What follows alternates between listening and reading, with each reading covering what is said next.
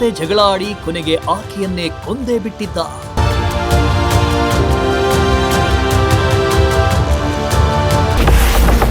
ಹೆಂಡತಿಯನ್ನ ಕೊಂದಿದ್ದ ಪಾಪಿ ಗಂಡನಿಗೆ ಜೀವಾವಧಿ ಶಿಕ್ಷೆ ಪ್ರಕಟ.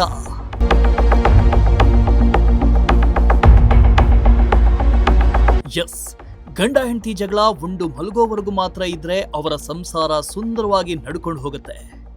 ಬೆಳಗ್ಗೆ ಎದ್ದ ಮೇಲೂ ಗಲಾಟೆ ನಡೀತಾ ಇದ್ರೆ ಆ ಸಂಸಾರ ಒಂದಲ್ಲ ಒಂದು ದಿನ ಹಳಿ ತಪ್ಪೋದು ಗ್ಯಾರಂಟಿ. ಅಷ್ಟೇ ಅಲ್ಲ, ಸಂಸಾರದಲ್ಲಿ ಪರಸ್ಪರ ಪ್ರೀತಿ, ನಂಬಿಕೆ, ವಿಶ್ವಾಸ ಇದ್ರೆ ಆ ಸಂಸಾರದ ಬಂಡಿ ಮುಂದೆ ಸಾಗೋದು. ಮದುವೆಯಾಗಿ ತನ್ನನ್ನ ನಂಬಿ ಬಂದವಳನ್ನ ಕೊನೆವರೆಗೂ ಕಾಪಾಡೋದು ಗಂಡನ ಕರ್ತವ್ಯ. ಆದರೆ ಮನೆಯಲ್ಲಿ ಹೆಂಡತಿ ಇದ್ರೂ ಕೂಡ ಕೆಲ ಹೆಂಗಸರ ಸಹವಾಸದಲ್ಲಿದ್ದ ಗಂಡ ಕೊನೆಗೆ ಹೆಂಡತಿಯನ್ನ ಬರ್ಬರವಾಗಿ ಕೊಂದಿದ್ದಾನೆ. ಗಂಡನ ಕ್ರೌರ್ಯಕ್ಕೆ ಹೆಂಡತಿ ಮಸಣ ಸೇರಿದ್ರೆ ಇತ್ತ ಗಂಡ ಮಾಡಿದ ತಪ್ಪಿಗೆ ಜೈಲುವಾಸಿಯಾಗಿದ್ದಾನೆ.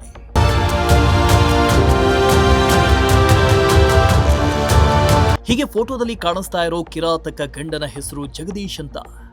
ಗುಬ್ಬಿ ಪಟ್ಟಣದ ಕಾಯಿಪೇಟೆ ಬಡಾವಣೆಯ ನಿವಾಸಿ. 15 ವರ್ಷದ ಹಿಂದೆ ಶಿಲ್ಪಾ ಅನ್ನೋರನ್ನ ಮದುವೆಯಾಗಿದ್ದ. ಆರಂಭದಲ್ಲಿ ಇವರ ಸಂಸಾರದ ಬಂಡಿ ಚೆನ್ನಾಗೇ ಇತ್ತಾದ್ರೂ ಈ ದಂಪತಿಗೆ ಮಕ್ಕಳಿರಲಿಲ್ಲ. ಸಾಲದಕ್ಕೆ ಗಂಡ ಜಗದೀಶ್ ಕುಡಿತದ ದಾಸನಾಗಿದ್ದ. ಇಷ್ಟಕ್ಕೆ ಗಂಡ ಜಗದೀಶನ ಚಟ ಇರಲಿಲ್ಲ. ಬದಲಾಗಿ ಬೇರೆ ಹೆಂಗಸರ ಸಹವಾಸದಲ್ಲಿಯೂ ಕೂಡ ಬಿದ್ದಿದ್ದ. ಹೆಂಗಸರ ಜೊತೆ ತನ್ನ ಗಂಡ ಜಗದೀಶ್ ಅಕ್ರಮ ಸಂಬಂಧ ಹೊಂದಿದ್ದಕ್ಕೆ ಹೆಂಡತಿ ಶಿಲ್ಪಾ ಸಹಿಸಿಕೊಳ್ತಿರಲಿಲ್ಲ. ಇದನ್ನ ಗಂಡನ ಬಳಿ ಶಿಲ್ಪಾ ಪ್ರಶ್ನಿಸ್ತಾ ಇದ್ದು ಆಗಾಗ ಗಂಡ ಹೆಂಡತಿ ಮಧ್ಯೆ ಜಗಳ ಕೂಡ ಆಗ್ತಾ ಇತ್ತು.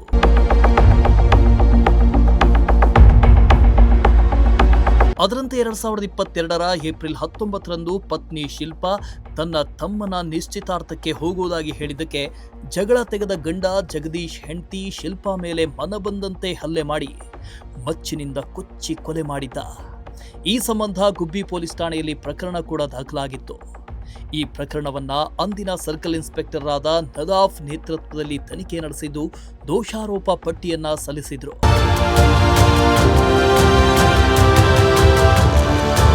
ಇನ್ನು ಈ ಪ್ರಕರಣವನ್ನ ತುಮಕೂರಿನ 6ನೇ ಹೆಚ್ಚುವರಿ ಸೆಷನ್ಸ್ ನ್ಯಾಯಾಲಯ ವಿಚಾರಣೆ ನಡೆಸಿದ್ದು ಸರ್ಕಾರಿ ಅಭಿಯೋಜಕರಾದ ಕೆಸಿ ದೀಪಕ್ ಅವರು ವಾದ ಮಂಡಿಸಿದ್ದು, ಇದೀಗ ನ್ಯಾಯಾಧೀಶರಾದ ಕೆಎಸ್ ಶಿಲ್ಪಾ ಅವರು ತೀರ್ಪನ್ನ ಪ್ರಕಟಿಸಿದ್ದು ಪತ್ನಿಯನ್ನ ಕೊಂದಿದ್ದ ಹಂತಕನಿಗೆ ಜೀವಾವಧಿ ಶಿಕ್ಷೆ ಹಾಗೂ 25,000 ದಂಡ ವಿಧಿಸಿ ಆದೇಶ ಹೊರಡಿಸಿದ್ದಾರೆ.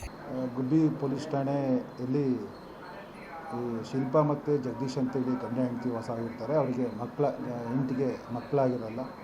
ಅವನು ಸಣ್ಣ ಅಂಗಡಿ ಇಟ್ಕೊಂಡು ಜೀವನ ಮಾಡ್ತಿರ್ತಾನೆ. ಅವನಲ್ಲಿ ಹೆಂಡತಿಗೆ ಸರಿಯಾಗಿ ನೋಡ್ಕೊಳ್ತಿರಲಿಲ್ಲ, ಏನು ಕೂಡ ತಂದಾಗ್ತಾ ಇರಲಿಲ್ಲ. ಮತ್ತು ಎಲ್ಲ ಇದನ್ನು ಕೂಡ ಇದು ಸಣ್ಣ ಪುಟ್ಟಿಗೆ ಗಲಾಟೆ ಮಾಡ್ಕೊಳ್ತಾ ಇದ್ದಾನೆ. ಅವರ ಅಪ್ಪ ಅಂದರೆ ಮೃತ ಶಿಲ್ಪಾ ಅಂದರೆ ಜಗದೀಶರ ಹೆಂಡತಿ ಅಪ್ಪನೇ ಎಲ್ಲ ಮನೆಗೆ ತಂದು ಹಾಕ್ಕೊಡು ಎಲ್ಲ ಹೋಗ್ತಾ ಇರ್ತಾರೆ, ಸಾಮಾನು ತಂದು ಹಾಕ್ತಾ ಇರ್ತಾನೆ. ಅದು ಕೂಡ ಅವನು ಬೇರೆ ಬೇರೆ ಹೆಂಗಸು ಸಹವಾಸ, ಕುಡಿಯೋ ಚಟ ಎಲ್ಲ ಇಟ್ಕೊಂಡು ಸರಿಯಾಗಿ ಅವರಿಗೆ ಮಾಡಿಕೊಡ್ತಾನೆ, ಜೀವನ ಮಾಡೋಕ್ಕೆ ಸರಿಯಾಗಿ ಕೊಡ್ತಾರೆ, ಜಗಳ ಮಾಡ್ತಿರ್ತಾನೆ. ಇದರ ಬಗ್ಗೆ ಅವ್ರಿಗೆ ಮಧ್ಯೆ ಮನಸ್ತಾಪ ಕೂಡ ಇರುತ್ತೆ.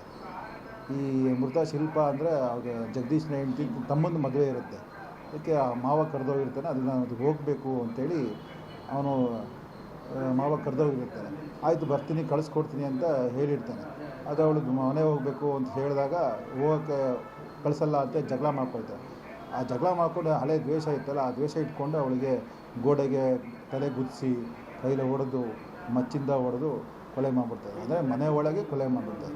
ಈ ವಿಷಯನ ತನ್ನ ತಂಗಿಗೆ ಫೋನ್ ಮಾಡಿ ಹೇಳ್ತಾನೆ. ಆ ತಂಗಿಗೆ ಫೋನ್ ಮಾಡಿದ್ಮೇಲೆ ಅವರು ಆ ಮೃತ ಶಿಲ್ಪ ಅಂದರೆ ಅವ್ರ ಜಗದೀಶನ ತಂದೆಗೆ ಅವರ ಮಾವನಿಗೆ ಫೋನ್ ಮಾಡಿ ಹೇಳ್ತಾರೆ. ಆಗ ಅವ್ರು ಬಂದು ನೋಡಿದಾಗ ಅವ್ರು ಸತ್ಯ ಆಗಿರ್ತಾರೆ. ಅವ್ರು ಬಂದಾಗ ಅವ್ರ ಮನೆಯಿಂದ ಓಡೋಗ್ತಾರೆ. ಬಂದು ನೋಡಿದಾಗ ಸತ್ತೋಗಿರೋದು ಗೊತ್ತಾದ್ಮೇಲೆ ಆ ಮೃತ ಶಿಲ್ಪ ಅವರ ತಂದೆ ಈ ಕಂಪ್ಲೇಂಟ್ ಕೊಡ್ತಾರೆ. ಪ್ರಶ್ನೆ ಮಾಡಿದ್ರು. ಅದೇ ಹೌದು, ಹೆಂಡತಿ ಈ ರೀತಿ ನಂಗೆ ಮನೆ ಹೋಗಿ ಕಳಿಸ್ಬೇಕು ಅಂತ ಹೇಳಿದಕ್ಕೆ ಇಲ್ಲ ಕಳಿಸಲ್ಲ ಅಂತೇಳಿ ಅಲ್ಲೇ ದ್ವೇಷ ಇಟ್ಕೊಂಡು ಈ ರೀತಿ ಅವನು ಹೊಡೆದು ಮಚ್ಚಿ ಹೊಡೆದು ಗೋಡೆ ಗುಡಿಸಿ ಕೈಯಲ್ಲಿ ಹೊಡೆದು ಇದು ಟವಲ್ ತೊಗೊಂಡು ಕುತ್ತಿಗೆ ಜೀರ್ಬಿಟ್ಟು ಈ ರೀತಿ ಅವನು ಅಲ್ಲೇ ಮಾಡಿ ಅಲ್ಲಿ ಸ್ಥಳದಲ್ಲಿ ಕೊಲೆ ಮಾಡಿಬಿಡ್ತಾನೆ. ಈ ವಿಷಯನ ಅವನೇ ಅವ್ರ ತಂಗಿಗೆ ಫೋನ್ ಮಾಡಿ ಹೇಳ್ತಾನೆ. ಅವ್ರ ತಂಗಿ ಏನು ಮಾಡ್ತಾರೆ, ಮೃತ ಶಿಲ್ಪ ಅವರ ತಂದೆಗೆ ಫೋನ್ ಮಾಡಿದಕ್ಕೆ ಅವ್ರ ಸ್ಥಳಕ್ಕೆ ಬಂದು ನೋಡಿದಾಗ ಅವನು ಮನೆಯಿಂದ ಓಡೋಗ್ತಾನೆ. ಒಳಗೆ ನೋಡಿದಾಗ ಸತ್ತು ಬಿದ್ದಿರ್ತಾಳೆ. ನಂತರ ಆಸ್ಪತ್ರೆ ಸೇರಿಸ್ತಾರೆ. ಇದನ್ನು ಗುಬ್ಬಿ ಪೊಲೀಸ್ ಸ್ಟೇಷನ್ ಹಾಗೆ ಇರತಕ್ಕಂಥ ಸರ್ಕಲ್ ಇನ್ಸ್ಪೆಕ್ಟರ್ ಶ್ರೀ ನದಾಫ್ ಅವರು ಈ ಪ್ರಕರಣವನ್ನು ದಾಖಲು ಮಾಡಿಕೊಂಡು ನಂತರದಲ್ಲಿ ಬಾಡಿನ ಸರ್ಕಾರಿ ಆಸ್ಪತ್ರೆಗೆ ಕಳಿಸಿ ಶವ ಪಂಚನಾಮ ಮಾಡಿ PM ರಿಪೋರ್ಟರ್ಸ್ ನೋಡಿದಾಗ ಹೌದು ಇದನ್ನು ಈ ರೀತಿ ಹಲ್ಲೆ ಮಾಡಿರೋದೇ ಕೃತ್ಯ ಜೀವನದಿಂದ ಅವಳು ಮೃತಪಟ್ಟಿದ್ದಾಳೆ ಅಂತಕ್ಕಂಥದ್ದು ಮತ್ತು ಆರೋಪಿನ ಸಿಬ್ಬಂದಿಯೊಂದಿಗೆ ದಸ್ತಗಿರಿ ಮಾಡಿ ಅವನ ವಿಚಾರಣೆ ಮಾಡಿದಾಗ ಮತ್ತು ಅಕ್ಕಪಕ್ಕ ವಿಚಾರಣೆ ಮಾಡಿದಾಗ ಅವನು ಕುಡಿತಾ ಇದ್ದ ಅಂತೆಲ್ಲ ಹೇಳ್ತಾರೆ.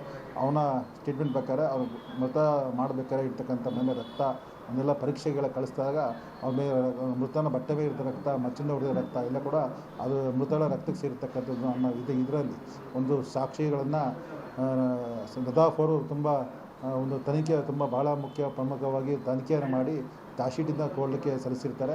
ಸುಮಾರು ಈ ಪ್ರಕರಣಗಳ ವಿಚಾರಣೆ ಆದ ನಂತರದಲ್ಲಿ 6ನೇ ಹೆಚ್ಚುವರಿ ಜಿಲ್ಲಾ ಸತ್ರ ನ್ಯಾಯಾಧೀಶರಾಗಿರ್ತಕ್ಕಂಥ ಶ್ರೀ ಶಿಲ್ಪಾ ಅವರು ಈ ಎಲ್ಲ ವಿಚಾರಣೆ ಆದ ನಂತರದಲ್ಲಿ ಸಾಕ್ಷಿಗಳ ಹೇಳಿಕೆ ಮತ್ತು ಭಾಳ ಪ್ರಮುಖವಾಗಿ ಸೈಂಟಿಫಿಕ್ ಬಂದಿರತಕ್ಕಂಥ ರಾಸಾಯನಿಕ ವರದಿ ಮತ್ತು ಆರೋಪಿ ಮೇಲೆ ಕೂಡ ಅವ್ರ ಒಂದು ಜವಾಬ್ದಾರಿ ಇರುತ್ತೆ. ಮನೆಯಲ್ಲೇ ಸುತ್ತ ಮಾಡ್ತಕ್ಕಂಥ ತನ್ನ ಹೆಂಡತಿ ಹೇಗೆ ಸತ್ಲು ಅನ್ನೋ ಹೇಳಬೇಕಾಗುತ್ತೆ, ಅದನ್ನು ಹೇಳಲ್ಲ ಅವನು. ಹಾಗಾಗಿ ಈ ಪ್ರಕರಣದಲ್ಲಿ ಏನು ತನಿಖಾಧಿಕಾರಿ ಸಂಗ್ರಹ ಮಾಡಿರ್ತಕ್ಕಂಥ ಸೈಂಟಿಫಿಕ್ ವೈಜ್ಞಾನಿಕ ವರದಿ ಮತ್ತು ಅವನ ಆರೋಪಿ ಜವಾಬ್ದಾರಿ ನುಚ್ಕೊಳ್ತಾನಲ್ಲ ಅವನ ಹಿನ್ನೆಲೆಯಲ್ಲಿ ಶಿಕ್ಷೆ ಆಗಿದೆ ಅಂತಕ್ಕಂಥದ್ದನ್ನು ನ್ಯಾಯಾಧೀಶರು ಅವರಿಗೆ ಒಂದು ಮಹಿಳೆಗೆ ಒಂದು ಕುಟುಂಬಕ್ಕೆ ಒಂದು ನ್ಯಾಯನ ಒದಗಿಸ್ಕೊಟ್ಟಿದ್ದಾರೆ. ಅವರಿಗೆ ಜೀವಾವಧಿ ಶಿಕ್ಷೆಯನ್ನು ಕೊಟ್ಟು 25,000 ರೂಪಾಯಿ ದಂಡ ಕೂಡ ಹಾಕಿದ್ದಾರೆ. ಹಾಗಾಗಿ ಈ ಪ್ರಕರಣದಲ್ಲಿ ಸೂಕ್ತವಾದ ಒಂದು ನ್ಯಾಯ ಒದಗಿಸಿದ್ದಾರೆ ಅನ್ನೋಕ್ಕೆ ಹೇಳಕ್ಕೆ ಇಷ್ಟಪಡ್ತೀನಿ. ಪ್ರಕರಣದ ಗಂಭೀರತೆಯನ್ನ ಅರಿತ ನ್ಯಾಯಾಧೀಶರು ಕೊಲೆ ಆರೋಪಿ ಗಂಡನಿಗೆ ಜೀವಾವಧಿ ಶಿಕ್ಷೆ ವಿಧಿಸಿದ್ದು, ಈ ಮೂಲಕ ಹೆಂಡತಿಯ ಮೇಲೆ ಕ್ರೌರ್ಯ ಮೆರೆಯುವ ಹಾಗೂ ಅಕ್ರಮ ಸಂಬಂಧ ಇಟ್ಟುಕೊಳ್ಳೋ ಕೆಲ ಗಂಡಸರಿಗೆ ಈ ತೀರ್ಪು ಎಚ್ಚರಿಕೆ ಗಂಟೆಯಾಗಿದೆ. ಕ್ಯಾಮರಾಮನ್ ರಾಕೇಶ್ ಜೊತೆ ದೀಪಕ್, ಪ್ರಜಾಶಕ್ತಿ ಟಿವಿ, ತುಮಕೂರು.